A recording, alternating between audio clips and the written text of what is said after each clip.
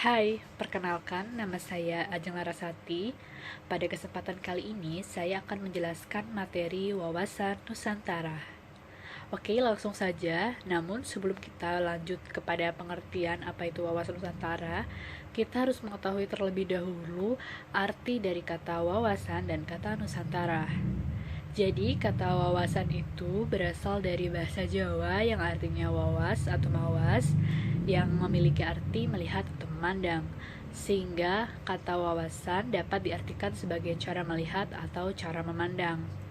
Nah, sedangkan Nusantara merupakan istilah yang digunakan untuk menggambarkan suatu wilayah kepulauan yang membentang dari Sumatera hingga Papua yang hingga kini menjadi bagian wilayah Indonesia. Jadi, pengertian dari wawasan Nusantara yaitu cara pandang dan sikap bangsa Indonesia mengenai diri dan lingkungannya yang strategis dan beragam dengan mengutamakan kepentingan persatuan dan kesatuan wilayah dan tetap menghormati kebinekaan dalam segala aspek kehidupan nasional untuk mencapai tujuan nasional. Nah, selanjutnya adapun unsur dasar pembentuk dari wawasan Nusantara. Nah, yang pertama itu adalah wadah, di mana wadah ini, unsur dasar ini lebih menganggap penting wilayah lautan daripada wilayah daratan, sehingga muncullah persepsi pengertian kepulauan dalam beberapa arti. Nah, salah satunya dalam arti klasik, yaitu lebih memperhatikan wilayah lautan.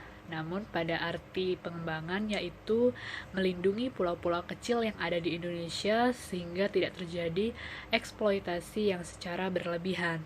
Nah, selanjutnya unsur dasar selanjutnya yaitu adalah isi, yang dimana kita tahu cita-cita bangsa Indonesia yang tertuang dalam pembukaan Undang-Undang Dasar 1945. Dan unsur dasar selanjutnya yaitu tata laku batiniah yang berisikan sikap mental warga negara Indonesia dalam berbangsa dan bernegara dengan kekuatan batin. Dan juga ada tata laku lahiriah, bagaimana seorang dapat melakukan pembangunan nasional dalam perbuatannya berbangsa dan bernegara. Nah, selanjutnya adapun asas-asas wawasan Nusantara yang harus ditaati, dipatuhi, dan dipelihara sehingga terciptanya tujuan berbangsa dan bernegara dalam konteks yang sama.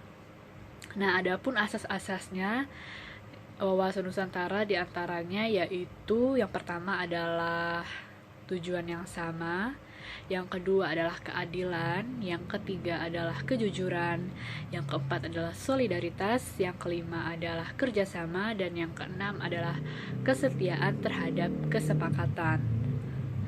Nah, setelah kita mengetahui apa itu pengertian wawasan Nusantara, unsur dasar wawasan Nusantara, serta asas-asas wawasan Nusantara, pasti kalian bertanya-tanya nih, apa sih fungsi dari wawasan Nusantara itu sendiri? Nah, jadi wawasan Nusantara ini memiliki fungsi yaitu sebagai konsep ketahanan nasional dan dijadikan konsep dalam pembangunan nasional, pertahanan, keamanan, dan kewilayahan. Nah, selanjutnya apa sih tujuan dari wawasan Nusantara ini? Tujuan dari wawasan Nusantara ini yaitu mewujudkan nasionalisme yang tinggi dari segala bidang dan rakyat Indonesia yang lebih mengutamakan kepentingan nasional daripada kepentingan orang perorangan, kelompok, golongan, suku bangsa, maupun daerah. Nah, selanjutnya, bagaimana sih contoh dari implementasi wawasan Nusantara dalam kehidupan berbangsa dan bernegara? Nah, jadi implementasi dalam kehidupan berbangsa dan bernegara yang pertama itu dalam kehidupan politik. Bagaimana menciptakan iklim penyelenggaraan negara yang sehat dan dinamis. Selanjutnya dalam kehidupan ekonomi yaitu bagaimana memberikan kesejahteraan dan kemakmuran pada rakyat Indonesia serta penyeimbangan keuangan pusat dan daerah. Nah, selanjutnya dalam kehidupan sosial budaya yaitu bagaimana kita dapat menerima perbedaan baik suku, ras, agama yang terwujud dalam kebinekaan. Nah, selanjutnya dalam kehidupan keamanan, bagaimana kita menciptakan dan mewujudkan rasa cinta tanah air dalam sikap bela negara kita sebagai warga negara Indonesia. Baik, dari beberapa pemaparan materi wawasan Nusantara yang telah saya sampaikan, dapat ditarik kesimpulan bahwa kita sebagai warga negara Indonesia harus mengerti, memahami, menghayati tentang bangsa yang telah menegara, bahwa kita dalam kehidupan harus menggunakan konsep wawasan Nusantara sehingga sadar kita sebagai warga negara Indonesia memiliki cara pandang.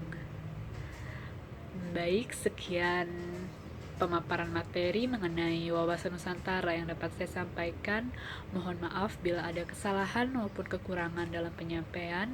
Saya mohon kritik dan saran yang membangun agar saya lebih baik untuk kedepannya, dan semoga materi yang saya sampaikan ini dapat berguna dan bermanfaat. Untuk itu saya ucapkan terima kasih.